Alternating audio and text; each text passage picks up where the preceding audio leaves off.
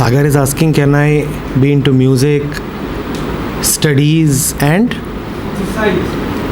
exercising simultaneously? No, never simultaneously. Never simultaneously. I would not really enjoy if you are exercising right now,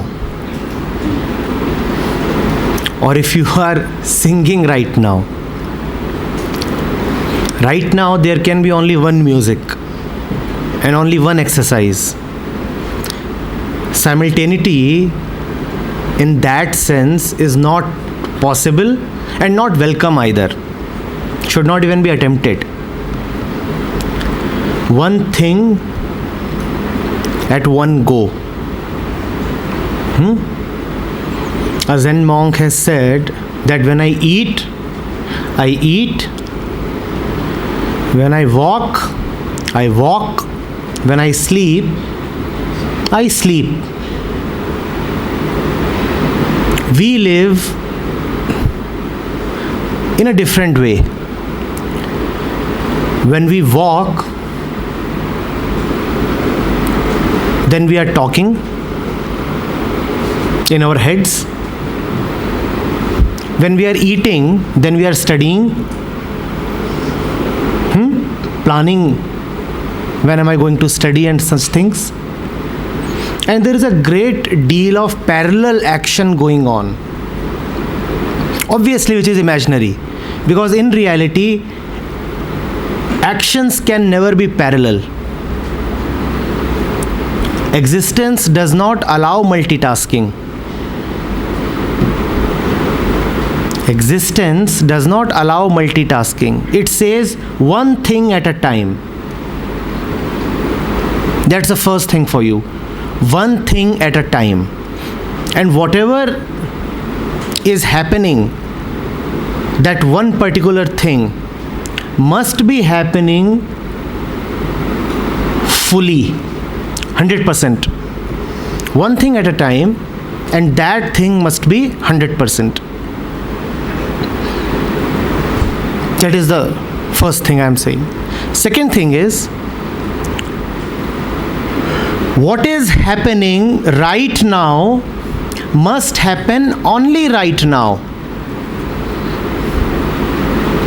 It should live in this moment, be fully alive, as we said, 100% alive, and then it should die. It should live fully, and then it should pass away. Go. It should not carry itself forward into the next moment. So, if you are walking, and obviously you have walked into this room, if you are walking and then you proceed to sit down, then you are sitting right now. You are sitting. You are no more walking. Are you getting it? You are no more walking. The action of walking must cease completely. Movement must come to a stop. Obviously, not only in a physical way, but more importantly in a mental way. We do not live in that way. There is always a phase difference between what the reality is and where our minds are. There is always a phase difference. Do you understand this phase difference? You might be here. You might be here, but the minds are either lagging behind or have jumped ahead.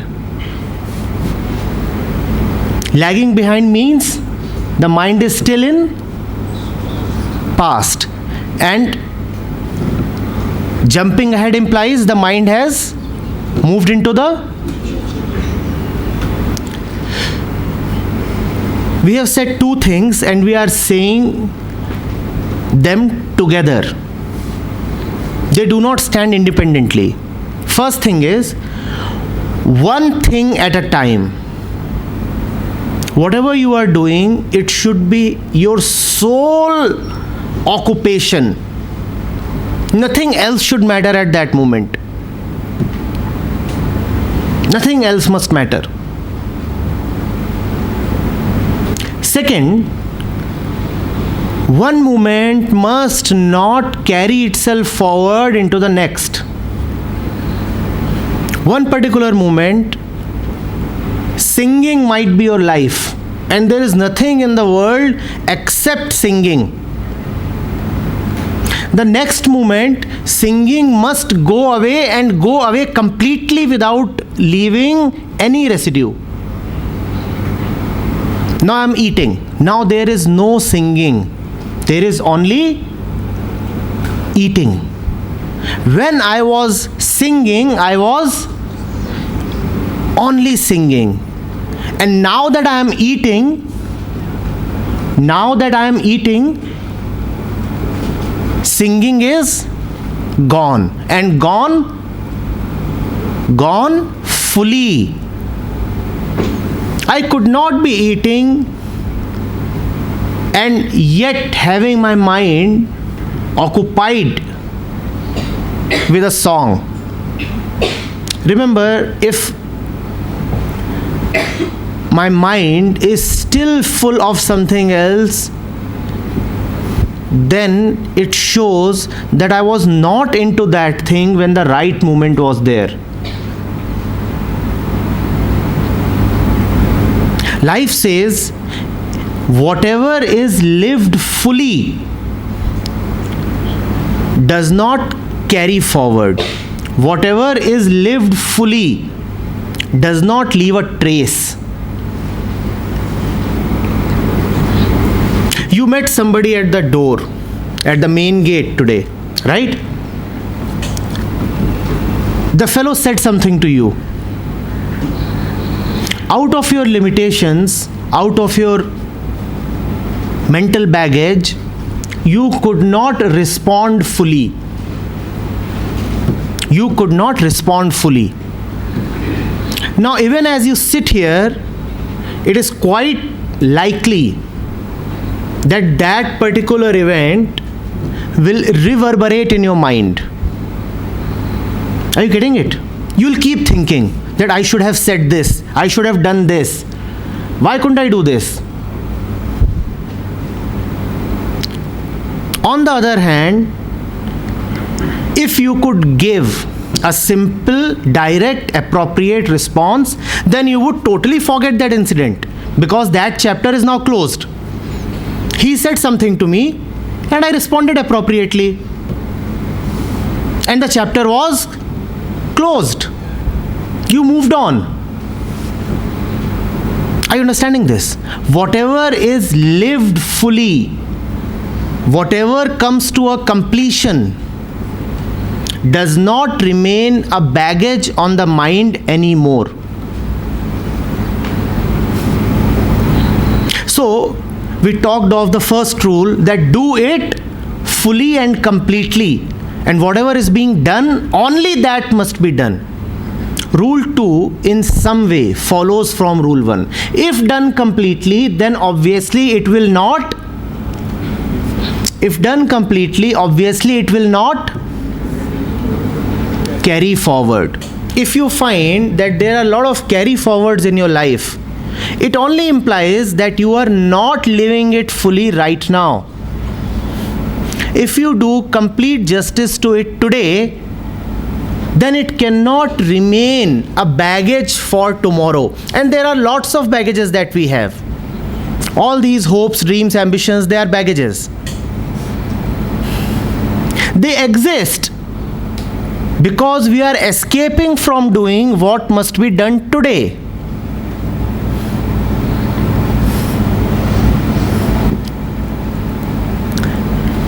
If I understand things fully and let the right action happen today, then my mind will not wander into hopes of tomorrow.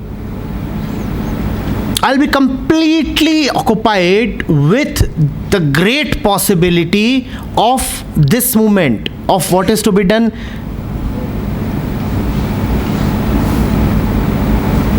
Are you getting it? Yes. Similarly with people, all of us have hopes of meeting someone special, of being with so-called better people, of gaining better company. Most of that stems from the fact that we do not have adequate relationships with people who are already in our life. We do not have complete, full, loving relationships with the environment around us, with every object or person or situation that we are related to. Because we do not have living, vibrant relationships with these people, so we keep moving into hopes of meeting that someone special.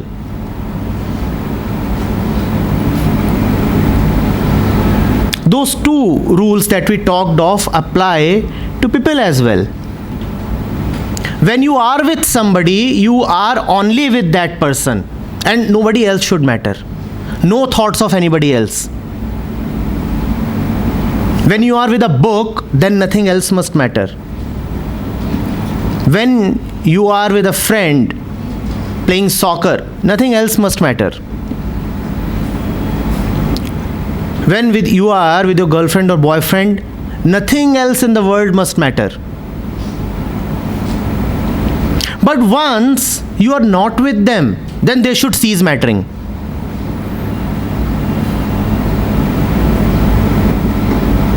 Thoughts must not stay in the mind. That factor of missing you must not be there.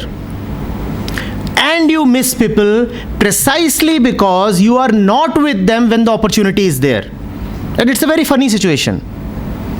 When the opportunity to be with someone is there, then we find ourselves compromising.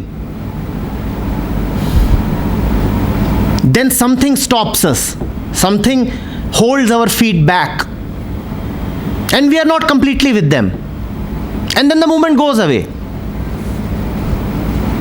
The opportunity does not stay forever. And when the moment is gone, then what are we doing? Then we are daydreaming. Then we are texting, missing you. And why are you missing now? What were you really doing when we were together? At that time, your mind was occupied with something else. And it's a very funny pattern of life. Actually irritating.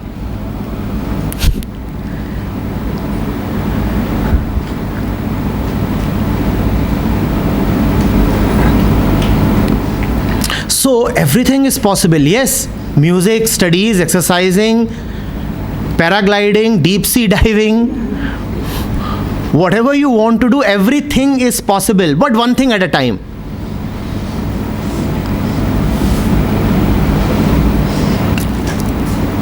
Life can be very, very long, extremely long, I dare to say infinitely long, if you really live it.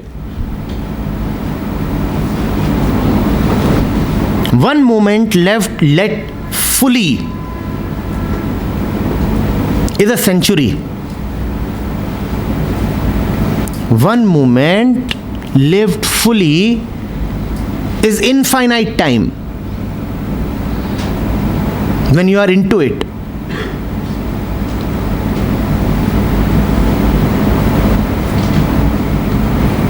Just everything is possible. Have you heard of the word polymath?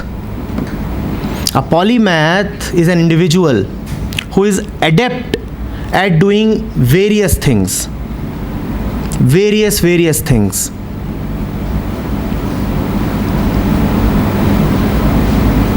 Leonardo da Vinci,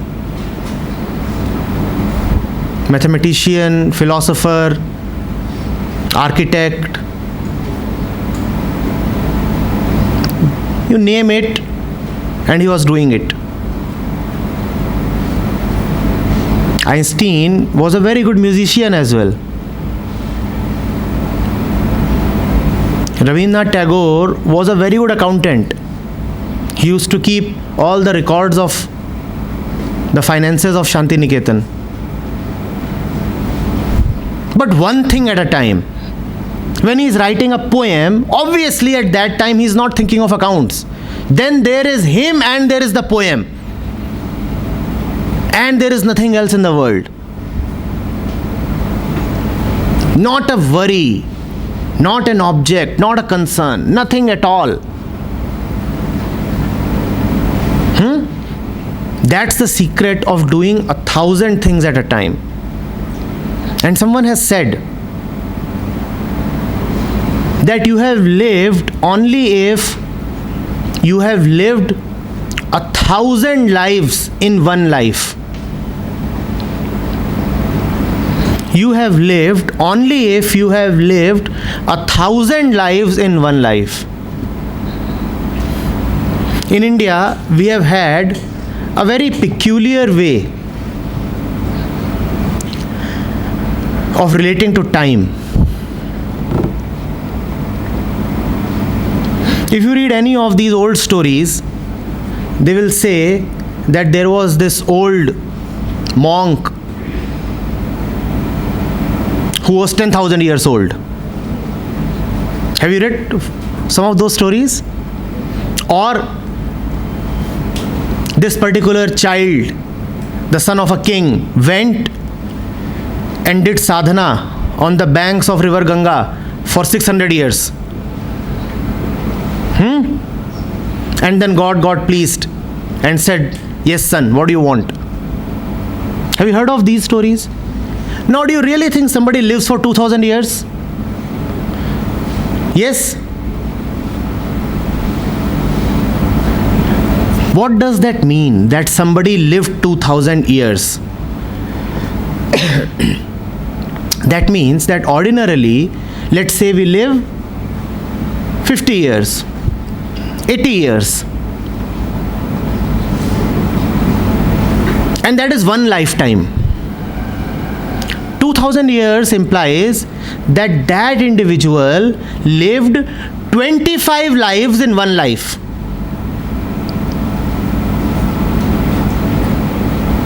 80 multiplied by 25 or 40 lives.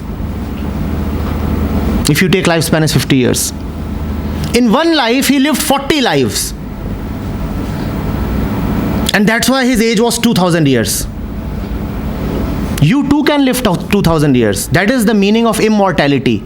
Living multiple lives in one life.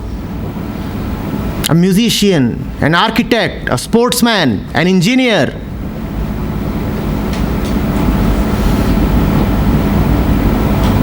Years old. Yes, I am 2,000 years old. Why not? Why not? And this way you have actually beaten death. Death says you will live for 80 years. And you have told death, you know what? I have lived 2,000 years in 80 years. I have defeated you. This is the real meaning of immortality. This was about time. Similarly, with persons. Have you heard the story of Krishna's Ras Leela? How he was with so many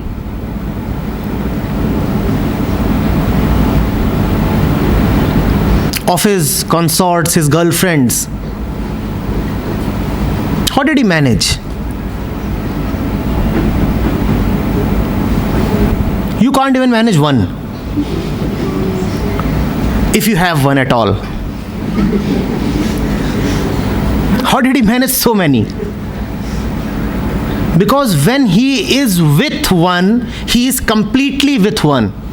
At that time, others don't matter. And that's the reason why he can have so many. And folklore says that not only all these gopis, when he married, he actually married 16,000 times. And of course, these are all fanciful stories. But they are pointing in a particular direction. He may not have had actually 16,000 wives. We are not talking facts here. We are talking of something beyond fact. We find it difficult to be related even to 16 people, right? Do we have complete, full, loving relationships with even 16 people in our life? Difficult. In fact, the horrible fact may be that we don't have relationships with even one person in our life, complete relationship. And in his life, there are 16,000 of. How did he manage?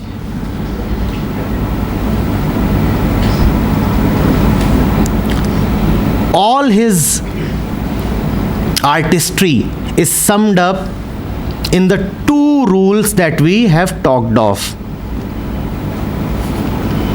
When you are into it, you are completely into it. And when you move on to the next thing or the next moment, then the previous one must completely die. Completely die. So first formula is the rule of complete life. And the second one is the rule of complete death. And these two must go together. When these two are together, then you gain immortality. 2000 years. Getting it?